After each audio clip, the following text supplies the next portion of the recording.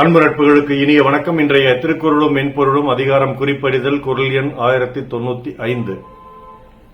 குறிக்கொண்டு நோக்காமை அல்லாள் ஒரு கண் சிறக்கணித்தாள் போல நகும்.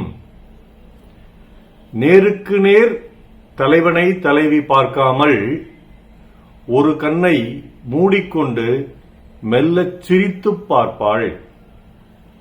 The lady would see her hero not directly into his eyes.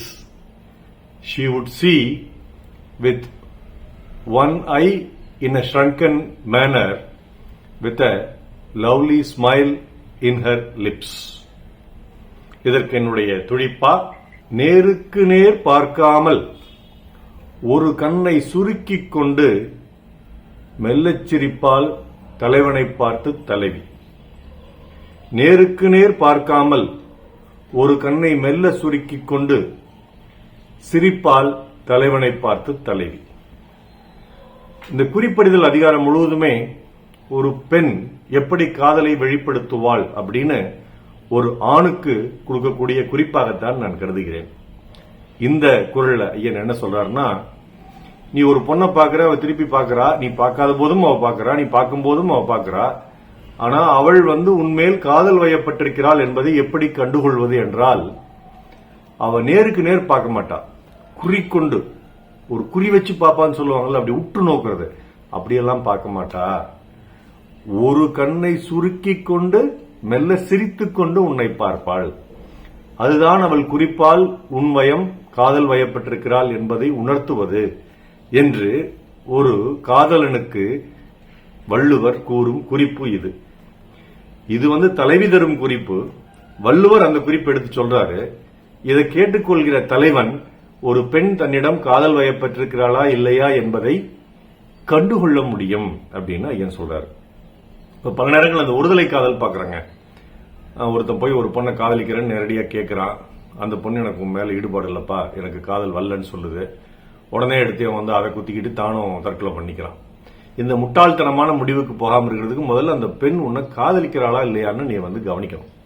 அந்த கவனிக்கிறதுக்கான குறிப்புகளை தான் ஏன் சொல்றாரு. இந்த குறிப்புகள் இருந்தால் நீ போய் சொன்னா ஒருவேளை உன்னை காதலிக்கலாம்.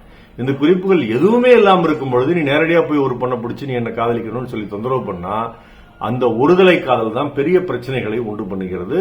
தலைவிக்கும் உண்டு பண்ணுது, தலைவனுக்கும் உண்டு பண்ணுது, இருவர் குடும்பங்களுக்கும் உண்டு பண்ணுது. அதனால முதல்ல ஒரு பெண் ஒரு ஆணை காதலிக்கிறாளா, நேசிக்கிறாளா, அவனுடன் இல்லறத்தில் வாழ விரும்புகிறாளா அப்படின்னு தெரிஞ்சுக்கணும்னா முதலில் அவற்றிலிருந்து வரக்கூடிய குறிப்பை வச்சு நம்ம முடிவு பண்ணணும். அந்த ஆண் முடிவு பண்ணணும். அந்த குறிப்பு என்ன அப்படிங்கறத ஐயன் இந்த அதிகாரத்துல ஒரு குறளா சொல்லிட்டு இருக்காரு. இந்த குறள் அதான் சொல்றாரு. தலைவி தலைவனை, அந்த பெண் உன்னை நேருக்கு நேர் பார்க்க மாட்டாள், ஆணை நேருக்கு நேர் பார்க்க மாட்டாள். குறிக்கொண்டு நோக்காமை அல்லாள் ஒரு கண் சிறக்கணித்தால் போல நகும். ஒரு கண் அப்படி லேசா மூடிக்கிட்டு அவ சிரிப்பா.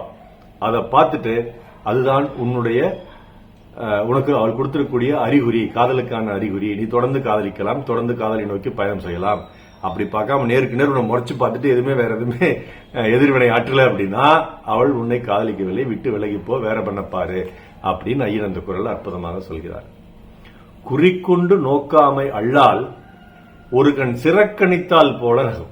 நாள் சிறக்க நற்றமிழ் வாழ்த்துகள். மருத்துவர் ராம செல்வரங்கம், சேலம் கள்ளக்குறிச்சி கவிவளையம் நல்லோடு நன்றி. டாக்டர் செல்வகுரல் யூடியூப் சேனலை ஷேர் பண்ணுங்க, லைக் பண்ணுங்க, கமெண்ட் பண்ணுங்க, சப்ஸ்கிரைப் பண்ணுங்க. வணக்கம்.